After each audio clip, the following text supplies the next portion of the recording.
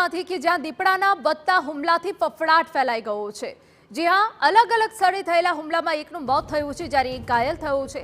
ગીરગઢડાના કોદિયા ગામે રાત્રે વાડી વિસ્તારમાં બે અલગ અલગ જગ્યાએ દીપડાના હુમલા થયા। દીપડાએ વાડી વિસ્તારના ઘરમાં ઘૂસીને આધેડને મોતની ગાંઠ ઉતારી દીધા। આધેડનો મૃતદેહ ગીરગઢડા સરકારી દવાખાને પોસ્ટમોર્ટમ માટે ખસેડાયો છે। વન વિભાગ દ્વારા આદમખોર દીપડાને પકડવા કવાયત હાથ ધરાઈ છે।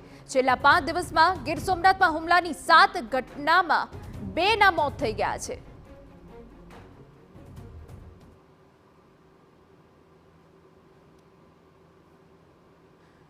તો અમારા પોલિટિકલ એડિટર કિંજલ મિશ્રા વધુ વિગતે વાત કરવા જોડાયા છે। કિંજલ, ગીર સોમનાથમાં દીપડાનો વધતો હુમલો જે લોકો માટે હવે ભયનો વિષય છે, વન વિભાગ દ્વારા શું કાર્યવાહી થઈ રહી છે? देखो गीर सोमनाथની અંદર સતત કહી શકાય કે છેલ્લા 5 દિવસથી આ દીપડાના હુમલાના બનાવ છે તે આવી રહ્યા છે। આજની પણ જો વાત કરવામાં આવે તો ગઈકાલે મોડી રાત્રે પણ 2 જે આ ઘટનાઓ છે જે સામે આવી છે કે જેની અંદર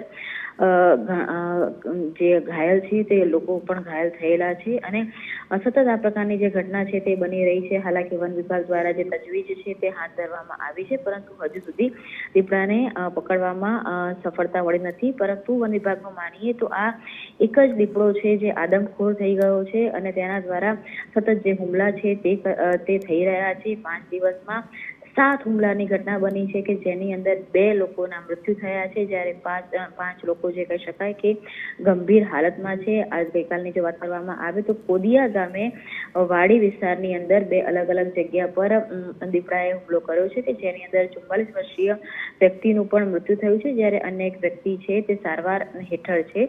વન વિભાગ આ જે કહી શકાય કે માનવભક્ષી દીપડો છે તેને પકડી નથી શકી રહ્યું અને તેના કારણે જે સમગ્ર વિસ્તાર છે તેની અંદર એક બીક ઊભી થઈ રહી છે, એક ભય છે તે ઊભો થઈ રહ્યો છે। બિલકુલ આભાર કિંજલ। તો 2 હુમલા થયા જેમાં એકનું મોત થઈ ગયું, એક ઘાયલ છે।